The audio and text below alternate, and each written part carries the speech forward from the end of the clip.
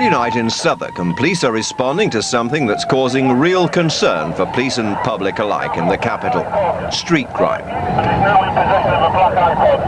It's on the increase across London, and 10 boroughs have seen a rise of more than 20% in the 12 months to February this year. The Met say that it's in recognition of the public telling them they don't feel safe that they've launched today a new violent crime directorate to target resources at exactly the type of incident these police are dealing with. A street robbery has just taken place at the Elephant and Castle. The suspect was seen boarding a bus. Officers stop it within minutes. The police question 3 youths. The bus is also searched and a large kitchen knife is found.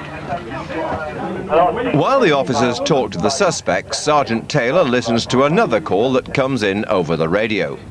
An attempted robbery took place just moments after the last one in Elephant and Castle, and Sergeant Taylor spots someone matching the description sitting on the bus. Khaki-coloured coat, army coat, with scars on their face.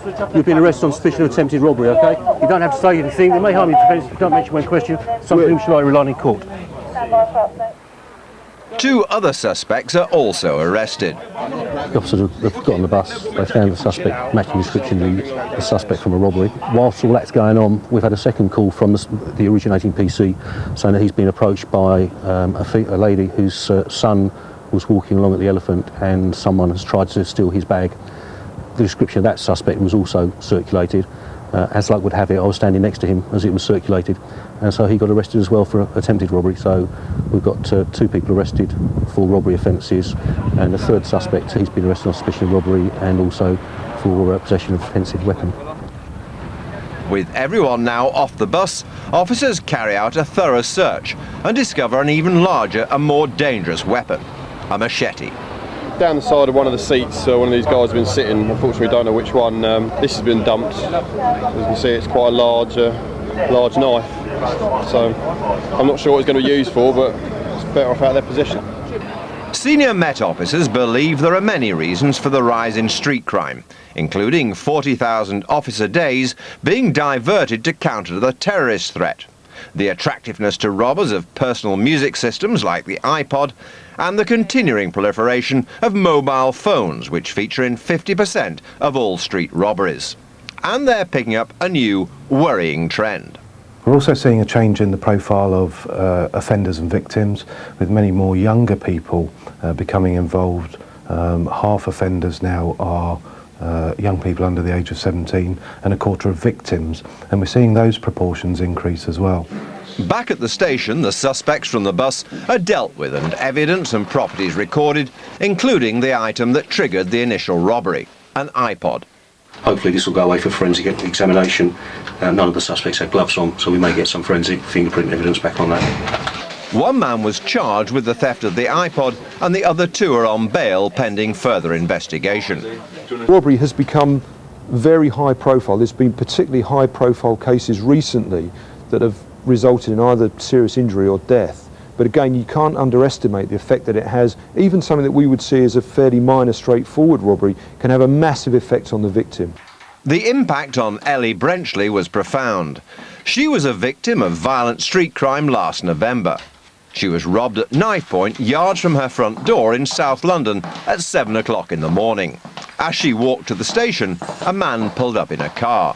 I could see him running sort of towards me where I was standing, and I could see that he had a knife in his right hand that he was sort of holding up. And first of all, my gut instinct was just to scream. I just screamed really loudly, and he came running over and said, don't scream, or I'll hurt you." I was just so petrified. I was absolutely rooted to the spot with fear. I couldn't have moved anywhere. I just felt sort of paralysed physically. And it was just so frightening, because I wondered if he was going to try and get me into the car. I wondered if I might get raped, or I just didn't really know what was going to happen at all, and I felt completely defenceless. Ellie's iPod, mobile phone, credit cards, cash and her keys were all stolen, as well as personal items like photos of her family. The robbery has had a major impact on her life. Even just last night, for example, I was coming home and it was 8:30, so not particularly dark, but it was dark, and there was no one else around on the street. and I was walking just along the street to go to my flat from the station, which is it's the 2-3 minute walk, whatever, and my heart was really, really pounding. I was really frightened. That's last night, so that's, you know, several months later. Having experienced the stark reality of street crime, Ellie now echoes a complaint often made by Londoners. There simply aren't enough police on the beat. It's just a shame there can't be more of a police presence. I've lived here 2 years and I've not seen a single policeman on the street ever, apart from when Millwall, which is the football club just around the corner, play. And then we have 8 police vans, police on horsebacks, a huge police presence. In the area where Ellie lives, the police borough commander believes simply putting a visible presence on the streets isn't enough to tackle the complexity of street crime. One of the problems with tackling street robbery is that you've got to change the tactics all the time. If you use the same tactics, the robbers get used to the way you work. So we change from high-profile visible policing to observation points, officers in queue cars in plain clothes, to filming suspected street robbers, overt filming in the street. We use a massive range of tactics to try and stay one step ahead of street robbers. In the last 2 weeks, the London programme has been given access to some of those tactics being used to try to control street crime in the capital. Subject of interest at that address is a white male. In Newham, street crime in the 12 months up to February of this year was up 27%. Here, police are being briefed before going out on a raid. They're targeting someone they believe could be a handler of stolen goods. Raids like this are part of a strategy to disrupt the supply and demand chain of street crime. We'll roll out on that one and get going because time's pressing on. This is someone we've got information intelligence is involved in handling the goods. So if we can take the handlers out of the equation, it means that we can hopefully stifle the actual offences of burglary, street crime, motor vehicle crime. Come in the door, come in the door. As they approach the house, someone is standing by the doorway. There's no need to force entry, but the team move quickly to ensure no evidence is disposed of. Right, we've got 3 downstairs in the lounge. They service the warrant, secure everyone in the house and start the search. We've arrived, secured the premises. There's 8 children in there and a number of other occupants. There's people who have stayed overnight, who are sleeping on the couches. There's a large amount of property in there which we're going for at the moment to see whether or not it's stolen or not. But the person they were looking for isn't in the house. I've just spoken to him on the telephone and asked him to come here. Whether or not he comes here, I don't know. But I've asked him to come here with receipts that he says he may have for some of the property. Whilst looking for stolen property, the team finds some dangerous weapons. It's quite a nasty knife, as you can see. I mean, it's extremely sharp, extremely dangerous. And this, which, although it's a BB gun, as you can see, is extremely real. If that was pointed at you, you would believe that was a real firearm. So we're going to ask them questions as to why they've got these items by their beds. In response to D.I. McKelvey's phone call, the man they had come for arrives at the house. Get out of my face, I want to get in my house, check my money, check my things, then I'll talk to you. And he's not happy. Get off of me, don't touch me, right? I'm under arrest, do not touch me. Just calm down. Let me just explain to you, right, you're not going in your bedroom yet, right? Yeah. Because we've just found stuff in your bedroom that we're not happy with. What? All right? What, my knives? What, I can't collect knives? What, I can't collect knives and guns? You collect knives and you collect guns. Right, well fine, you're not going in there because if you go in there, you could very well get rid of evidence. All right, so you're not going in there. Just stay here, calm yourself down and let's do our job, all right? Before long, the team have finished the search and have found a wide range of items of interest. We found a variety of weapons, knives in various locations within the bedroom. We found 2 imitation guns, very realistic guns, balaclava. We then found small bags, which you can see have got the cannabis emblem on them, which is what drug dealers sell small amounts of cannabis in. We've got a large amount of cash here that we found in a green bottle, scales, a further set of scales in a box that's obviously got the remnants of cannabis in. We found wraps that you would ordinarily wrap cocaine and Class A drugs in. And we found some cannabis in a bag, which I believe is here somewhere. There's cannabis in the bag there, which obviously had a considerable amount of cannabis in at some stage. We're going through all the property that we found. There's a quantity of phones, there's articles outside, we've taken serial numbers and various other details off, which we'll do checks on as well. Possession of these knives and replica guns in the home isn't illegal. Another person admitted being in possession of the cannabis. The man arrested at the scene was released without charge. The police believe one of the root causes of street crime in London is the use of drugs, and they think there's a link between the seriousness of the crime and the type of drug used. The youngsters, the sort of 13, 14, 15-year-olds actually commit robberies to fund their use of cannabis, and then you get the older groups who commit street crime robbery, usually more violent robberies, and they're generally on crack cocaine and heroin. Later in the programme, for the first time on television, the Metropolitan Police decoy car operation against the street criminals. And Grab them, put them on the floor, put your legs, turn around. is it real or is it a replica? Okay.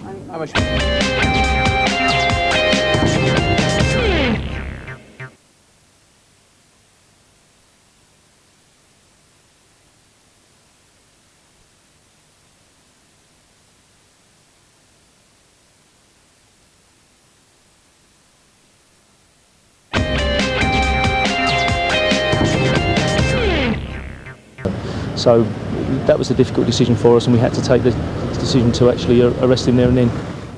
Gun-enabled crime in the capital is on the increase, up by 6.7% at a time when many reported crimes are decreasing. It's a trophy thing. It's, look at me, I'm the big boy carrying a firearm or carrying a knife. Our difficulty is that you don't know what's real and what's not real.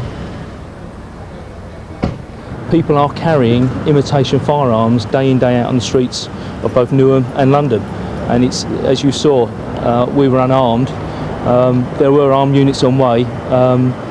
They could have been stopped by armed units. If they had had that in their hand, you've got to ask a question, as a police officer, would you shoot them? It's difficult to say whether that's a real gun or not. The suspect with the gun pleaded guilty to possession of a firearm or imitation firearm in a public place. We average about 4 or 5 robberies a day, I would suggest, but they do range, really do range from the really serious ones, you know, people armed with a gun or with a knife, to the ones we would consider to be, you know, the ones where they just say, what have you got in your pockets? And the main problem for us as a police service isn't the volume of crime, it's the impact that street crime has on victims. Because it's very public, it can be quite violent on occasions, but it also has a major impact on the perception of crime by the members of the public that are out there walking around doing their normal business. Like most Londoners, criminals travel around the capital on the tube, on buses and in cars. Police believe a highly successful tactic to disrupt the use of vehicles in street crime is ANPR, automatic number plate recognition. The cameras on the back of this unit in Southwark are reading the licence plates of every vehicle passing and checking its history on the police national computer. And after dark, the cameras spot a known car. The Clio is driven past the ANPR van and it's been flagged up, has been involved with robbery, and the driver might have possession of CS spray. Unfortunately, drove past the site. We stopped it further up the road, spoke to the 3 occupants. We've done name checks on them. They're all known for robbery and assault on police. Well, one of them's known for assault on police. And unfortunately the driver's got no insurance, and so we've given him a £200 and 6 points in his licence ticket, and he's not going to be allowed to drive the car away tonight. Although the 3 used in the car have records for robbery, they're not currently wanted by the police, so are free to go without their car. No arrests, but the police still feel potential street crime has been averted. We stopped 3 street robbers, and we stopped them driving tonight, and who knows what they were up to tonight, I don't know. A new development to tackle street crime has just been introduced by the Metropolitan Police in Newham. In this car park is the only police decoy car in London. Those that are involved in stealing from motor vehicles, those that are involved in robberies, they are the same people generally. So if we can target them and catch them committing these offences and take them out of the equation, then effectively we are stopping and we're cutting down on street crime. The use of the decoy car hasn't been shown on television before. For obvious reasons, we're not going to identify the vehicle. There has been an increase in theft from vehicles, particularly since Christmas. I think people bought a lot of satellite navigation systems over Christmas, new technology, and basically we're seeing a huge increase in theft of or theft from motor vehicles where satellite navigation systems are being stolen. We took the decision that rather than carry out observations on numerous car parks, but it would be easier, far easier, for us to have a vehicle that is effectively like a honeypot that we can control, that they will come to us. The car is fitted with state-of-the-art equipment to ensure that the criminal is caught. It's left in areas with high levels of car crime and items on show that are frequently stolen. Once you're in the car, the moment the door is opened of the vehicle, we receive a pager message and also a call over a mobile telephone, which gives us the capacity to actually control the vehicle. Within the vehicle there are cameras, and we've also got the functionality of talking to the people who are in the car, so we can tell them to bring the car to a stop and apply the brakes. We've got the facility of the doors deadbolting, and we can also turn the engine off and bring it to a safe halt. Everything inside the vehicle is being recorded on a hard drive, which is then burnt down to a DVD for evidential purposes.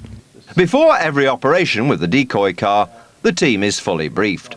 The risk assessment is high on this. Obviously you've got a vehicle which is a potential weapon, and therefore I'm insisting everybody must wear full protective clothing.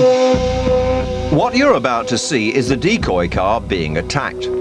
This man immediately arouses suspicion. He's circling the car park on his bike and seems to be examining the cars. The police also notice he has a screwdriver wedged into his handlebars.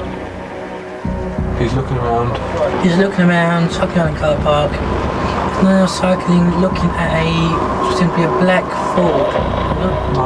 The suspect spent about 10 minutes riding up and down the car park, weaving in and out, seemingly decided which out of the many on offer to break into until he spots the decoy car. He's stopping by it now. He's looking in it, he's looking in it. After a good look, he takes the bait and smashes the window. He smashed the window. He smashed the window. All units, he smashed the window. All units go through. He steals the speakers and mobile phone, but unbeknown to him, police have been monitoring his every move. He was arrested immediately, pleaded guilty, and has been imprisoned for 6 months. Here, the decoy car is deployed on a side street, and it's not long before it attracts interest. Some youths take a close look. They are looking into the vehicle. They have stopped. They're paying considerable interest. Stand by. After checking that the coast is clear, one of them tries to break in by throwing stones at the window. After several attempts, he succeeds. If you want to come in, he's trying to get in. He smashed the window. Go, go, go. He was arrested, pleaded guilty, and was given a 9-month supervision order and 90-day tagging and curfew orders. It's cost effective. We've had over 20 arrests already, and it's only been running 5 weeks. It's good technology. We can actually use the technology in a variety of cars. So the actual technology can be placed in a different vehicle, so we can change the cars on a regular basis. And the evidence is overwhelming, which means you haven't got long drawn-out court cases. The evidence is overwhelming. They plead guilty on the first occasion, which saves court time. Alongside new strategies like the decoy vehicle, from today the Met say they will respond to public concerns and refocus some of the huge resources of the police in London on street crime in a new way. It's recognising that public concern and recognising that the Met needs to have a really clear focus on the issues of violence that affect people's feelings of safety in London, that's led to us creating and announcing today the creation of a new violent crime directorate to bring together all the intelligence that we have in the organisation and to ensure that the very best resources, tactics, experience are brought to bear on those who commit violence in London. The Met's new initiative today is too late for Ellie and her flatmate. They have decided to move away. Her decision is a reminder that behind the statistics of street crime, there's always a personal experience. I just don't feel safe here, and David was upset by the attack as well, because he was here at the flat when I got back and he saw how upset I was, and he'd been through a similar incident in the past and it evoked those memories in him, and I just think we thought it just doesn't feel like home anymore. We'd had 2 years of being really happy here, but it's just not the same, so it just felt like time to move on.